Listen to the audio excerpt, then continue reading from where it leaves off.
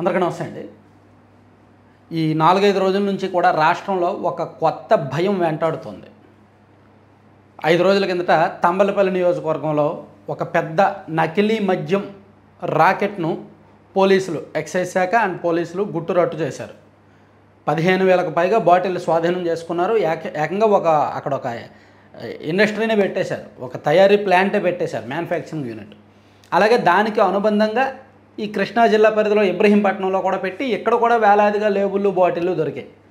అయితే ఇవే కాదు, రాష్ట్రంలో ఇతర చోట్ల కూడా నకిలీ మద్యం ఆనవాళ్ళు ఎప్పటికప్పుడు బయటపడుతూనే ఉన్నాయి. ఇప్పుడు గత నెలలో సెప్టెంబర్లో అనుకుంటా జంగారెడ్డిగూడెంలో బయటపడ్డది. అలాగే అంతకుముందు శ్రీకాకుళం జిల్లా నరసనపేట నియోజకవర్గం అవలింగి దగ్గర బయటపడింది. సో అడపదడపై ఎక్కడికక్కడ ఈ నకిలీ మద్యానికి సంబంధించి ఆనవాళ్ళు బయటకు వస్తూనే ఉన్నాయి.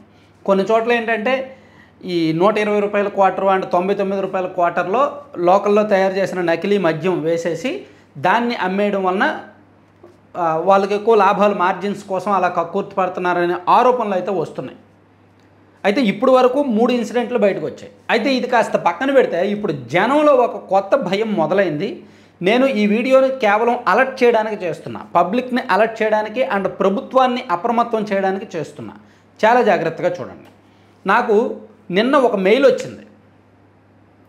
నిన్న నాకు ప్రకాశం జిల్లా దర్శి కాన్స్టిట్యున్సీ అనమాట, మన సబ్స్క్రైబరే, అతను పేరు అది వద్దులే, ఆయన ఒక మెయిల్ చేశాడు. ప్రకాశం జిల్లా దర్శి మండలం రాజంపల్లి అనే గ్రామంలో 4,000 మంది జనాలు ఉంటారు. చుట్టుపక్కల దాదాపుగా 15 స్మాల్ విలేజెస్ ఈ రాజంపల్లి మీద ఆధారపడి ఉంటాయి. అయితే మొత్తం 18 బెల్ట్ షాపులు ఉన్నాయి. రాజంపల్లికి దగ్గరలో జముకుల దిన్నె అనే ఊరిలో 1000 మంది జనాలు ఉంటారు. 5 బెల్ట్ షాపులు ఉన్నాయి. ఎస్సీ కాలనీలో 3 బెల్ట్ షాపులు ఉన్నాయి. దర్శి నియోజకవర్గంలో టాప్ అన్న బెల్ట్ షాపులు. చాలామంది చనిపోతున్నారు. రీసెంట్గా సొంత పెద్దనాన్న కొడుకు కూడా చనిపోయాడు కల్తీ మద్యం తాగి అని ఒక మెయిల్ పెట్టాడు. నిజంగా కల్తీ మద్యం తాగి వాళ్ళ పెదనాన్న కొడుకు చనిపోయాడంట. మరి పోలీసులకు ఫిర్యాదు చేశారా లేదని అడిగాను. ఎందుకంటే ఇది చిన్న విషయం కాదు, అది ప్రభుత్వం కూడా దృష్టి పెట్టాలి, చాలా సీరియస్ ఇష్యూ. అలాగే సరే, ఈ మెయిల్ నాకు నిన్న వచ్చింది, నేను అంత సీరియస్గా తీసుకోలే, ఏముంది ఒక ఇన్సిడెంట్ కదే అని. ఈరోజు మధ్యాహ్నం ఏలూరులో ఒక ఇన్సిడెంట్ జరిగింది. ఒకసారి మీరు పక్కన ఆ ఫోటోలు కూడా చూడొచ్చు. ఏలూరులో విజయవిహార్ సెంటర్లో ఎస్ఆర్ వైన్స్ అని ఒక బ్రాందీ షాప్ ఉంటుంది. అక్కడ ఒక కుర్రాడు మద్యం తాగుతూ అక్కడే కుప్పకూలిపోయి చనిపోయాడు ఇమీడియట్గా.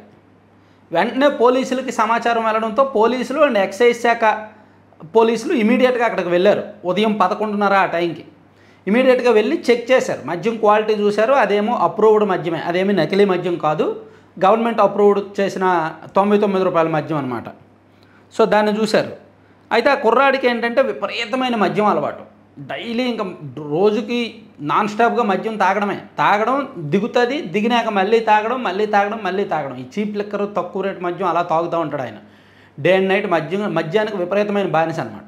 దాంతో ఇంకా ఆరోగ్యం చనిపోయి ఉంటాడు అనేది పోలీసులు అనుమానాస్పద మృతిగా కేసు నమోదు చేశారు. సో నేను ఇక్కడ ఏంటంటే ఈవెన్ ఏలూరులో జరిగిందేమీ నకిలీ మద్యం కాదు, కానీ అనుమానాలు వచ్చి ఇమీడియట్గా పోలీసులు ఏంటి ఇప్పుడు రాష్ట్రంలో అసలే నకిలీ మద్యం సంచలనంగా ఉంది, ఇదేంటి అని చెప్పి వెళ్ళి చూస్తే ఆ కుర్రాడు మామూలుగా మద్యానికి బానిసై ఇంటర్నల్ ఆర్గాన్స్ చనిపోయాడని చెప్పి అనుమానాస్పద మృతిగా కేసు నమోదు చేశారు. సో దర్శి నుంచి ఒక మెయిల్. సో అలాగే నాకు తిరుపతి నుంచి కూడా ఒక మన సబ్స్క్రైబర్ ఒక విషయం చెప్పారు. సో ఇలా రాష్ట్ర వ్యాప్తంగా కూడా కొన్ని కొత్త అనుమానాలు మొదలయ్యాయండి. సో నేనేం చెప్తున్నానంటే, మద్యం అలవాటు డైలీ ఉన్నవాళ్ళు వీలైతే తగ్గించేసుకోండి, రోజులు బాలేవు.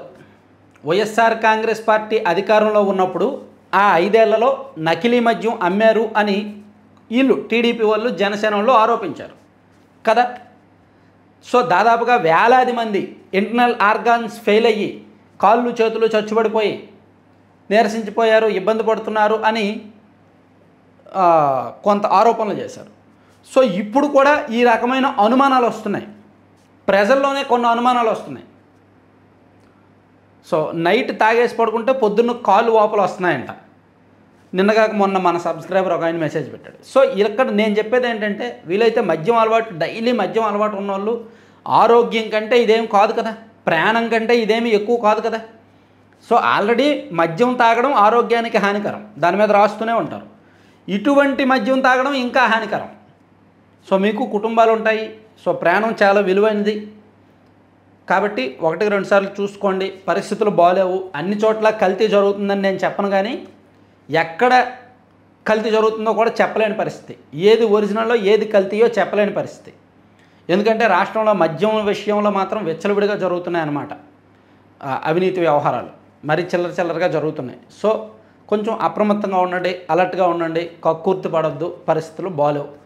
ప్రభుత్వం కూడా మద్యం షాపుల్లో అమ్ముతున్న బాటిల్స్ విషయంలో ఎప్పటికప్పుడు చెక్ చేసి నిజంగా అప్రూవ్డా కాదా అనేది చూసుకుంటే బెటర్ అన్నమాట. Thank you very much.